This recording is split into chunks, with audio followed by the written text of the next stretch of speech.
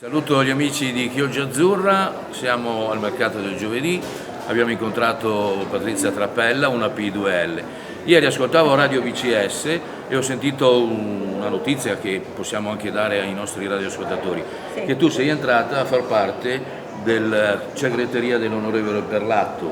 Questo significa, per quanto ne capisca io, un aggancio in più, un ponte un po' più diretto verso l'Europa? Sì, buongiorno a tutti, la notizia infatti è passata ieri e oggi con piacere la diamo anche agli amici di Chioggia Azzurra, una possibilità in più per la nostra città di Chioggia, per il nostro territorio clodiense e di tutta la Laguna Sud, quello di essere entrata a far parte a supporto della segreteria del nostro eurodeputato Sergio Berlatto per il mondo della pesca e dell'ambiente, con la possibilità appunto di poter partecipare e interloquire, poter quindi dialogare e parlare all'interno e con i funzionari preposti al Parlamento europeo, per parlare appunto delle nostre esigenze, di quello che il nostro territorio ha bisogno e soprattutto per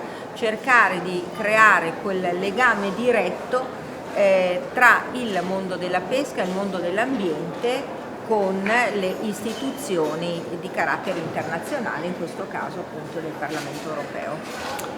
Candidata per Fratelli d'Italia nel distretto di Venezia, Venezia. nella provincia di Venezia, per cui anche nella nostra città di Chioggia. Questo può significare qualcosa in più? Il fatto che tu, mi permetto di dare del tu perché ci conosciamo da parecchio, Sì. Della tua candidatura?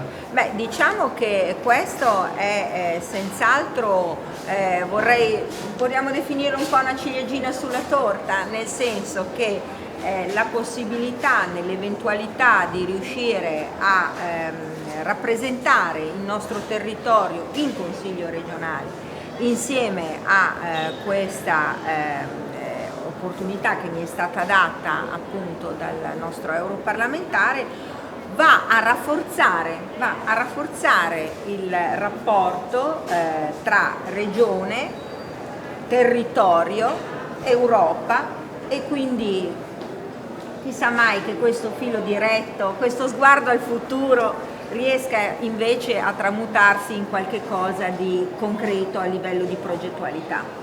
Benissimo, ringraziamo Patrizia Trappella, ci rimettiamo la mascherina e continuiamo i nostri acquisti al mercato del giovedì.